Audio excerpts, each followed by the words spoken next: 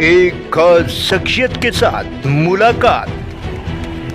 देखिए जयदेव पटेल के साथ नंबर 1 इंडिया न्यूज पर रोजाना रात 9 बजे।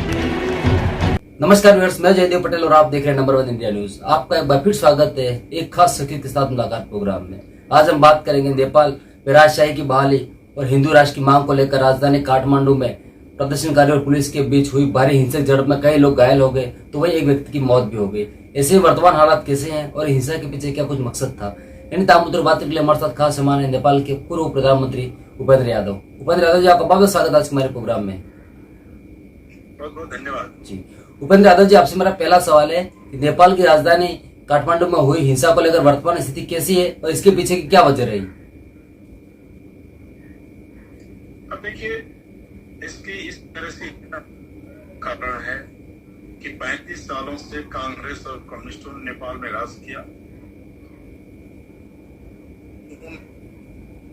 दे पाया, न गरीबी बेरोजगारी की समस्याएं हल कर पाई, न महंगाई पे नियंत्रण कर सका, न कृषि उद्योग की विकास हुई और भ्रष्टाचार काफी बढ़ते गए, जिसके चलते जनता में आक्रोश बढ़ा।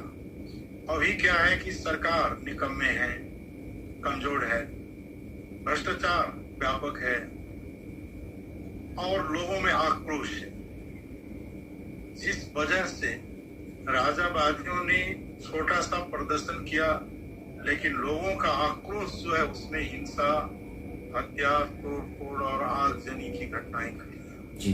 यह घटनाएं वास्तव में बहुत ही गलत और दुखदायी है, इससे किसी को लाभ होने वाला नहीं है, लेकिन ये घटना घटी। इसकी कारण एक आंदोलनकारी अनियंत्रित और असंयमित और हिंसक होना, दूसरी है इस सरकार का कमजोरी और भ्रष्टाचार का बढ़ता हुआ जनता के बीच की आग, ये दोनों एक साथ तो यह आवेश और आवेग में जी उपेंद्र यादव जी, अगर हम बात करते हैं तो नेपाल की राजधानी काठमांडू में जो हिंसा हुई, इसके पीछे की वजह राजशाही को स्थापित करना है या फिर सिर्फ और सिर्फ राजनीतिक लाभ लेने की मंशा है? देखिए, यहाँ राजा तंत्र पुनः स्थापित होना संभव ही नहीं है, क्योंकि अब लोकतांत्रिक गणतंत्र लोकतंत्र में लोगों ने 35 साल से अभ्यास कर चुका है और विगत की राजा की 2.5 साल के शासन को लोग भुगत चुका है। लोग आगे बढ़ना चाहते हैं, पीछे, लेकिन क्या है कि राजा भी इस जो अभी की जो कमजोरियां हैं इससे फायदा उठा करके पुनर्स्थिर से राजा स्थापित करे, इसके प्रयास तो कर सकता है, लेकिन यह संभव नहीं है, क्योंकि लोकतंत्र का विकल्प राजशाही नहीं होती है।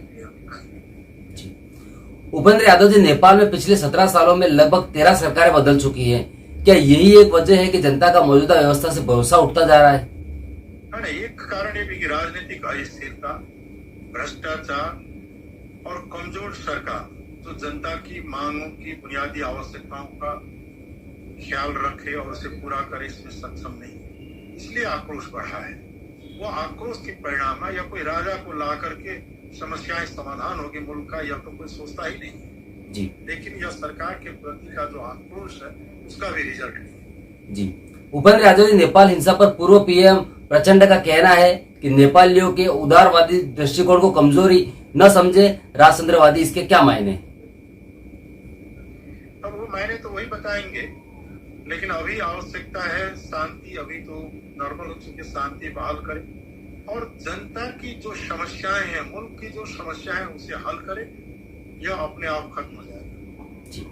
उपेंद्र यादव जी, आपसे मेरा एक आखिरी सवाल है कि वर्तमान में जिस प्रकार से काठमांडू में जो हिंसा चल रही है नेपाल की राजधानी में, इसको लेकर आप हमारे माध्यम से क्या अपील करना चाहेंगे जिससे कि ये प्रदर्शन ज्यादा उग्र नहीं हो और कहीं न कहीं शांति बहाली हो सके? लोकतंत्र में सबों का विरोध करने का, अपनी बात और राय का हक है, इसे राज्य कदर करे और जो प्रदर्शनकारी है वो शांति और अहिंसा के मार्ग से भी अपने प्रदर्शन को कर सकते हैं, आगे बढ़ सकते हैं। इसलिए शांति पूर्ण प्रदर्शन करें, अहिंसा को अपनाएं। हिंसा और आगजनी और तोड़फोड़ किसी के हित में नहीं है जी। उपेंद्र यादव जी, आपने हमारे लिए समय निकाला और महत्वपूर्ण जानकारी हमारे साथ साझा करी, उसके लिए आपका बहुत बहुत धन्यवाद।